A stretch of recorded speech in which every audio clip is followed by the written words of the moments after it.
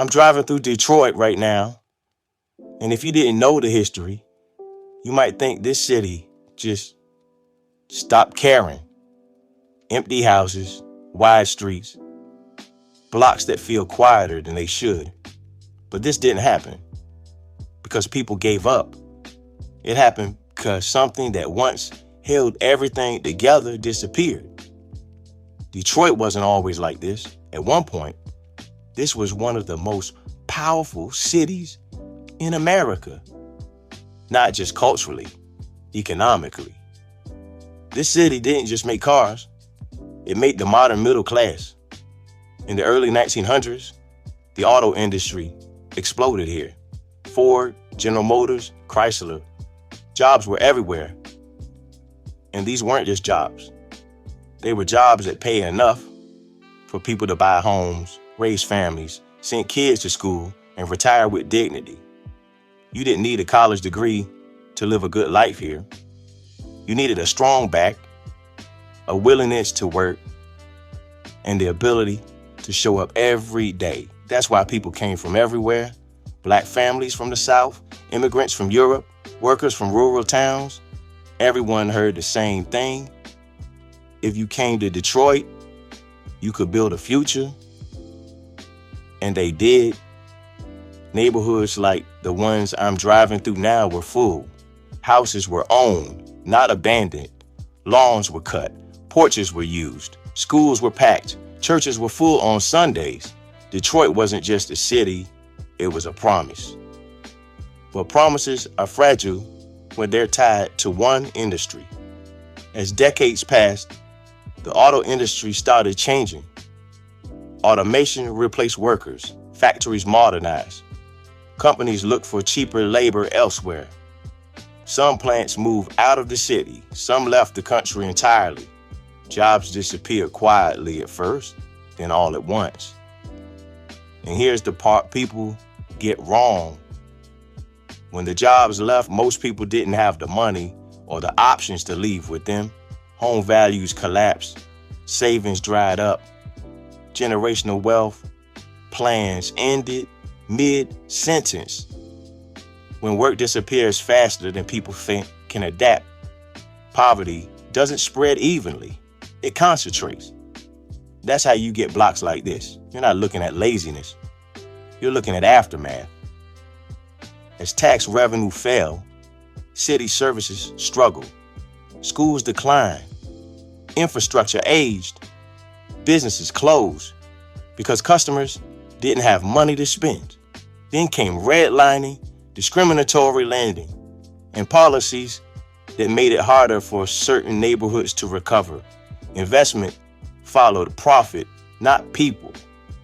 Once a house becomes vacant, it doesn't just sit there quietly. It drags everything around it down. One empty home becomes two. Two becomes a block. A block becomes a headline. And headlines don't bring help. They bring labels. Detroit became known for what it lost instead of what it built. But when you drive through these streets, you can still see the bones of what used to be here. Solid brick homes, wide roads, thoughtful layouts.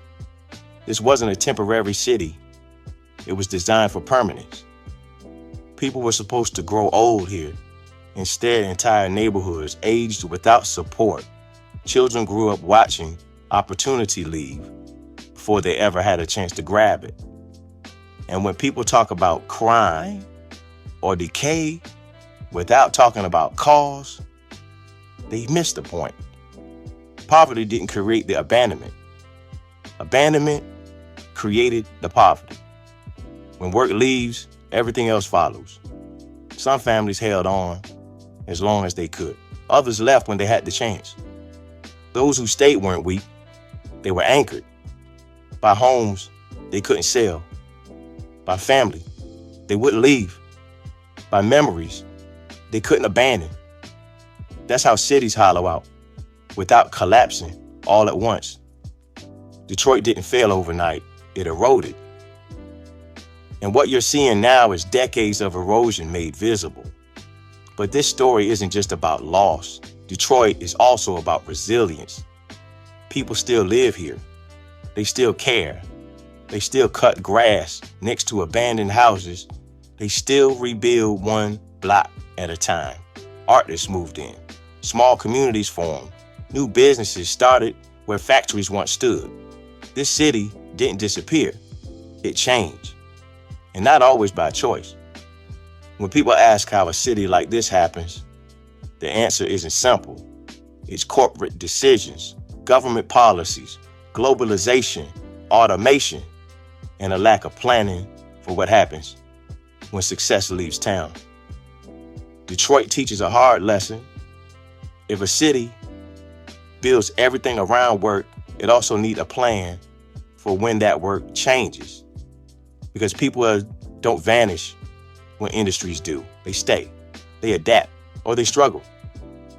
And as I drive through these neighborhoods, what stands out isn't danger, it's absence. The absence of noise, the absence of opportunity, the absence of what used to hold everything together. This city built America's cars, but it was never built to survive being left behind. And Detroit isn't alone in that. Every city with a single economic backbone is closer to this story than it thinks.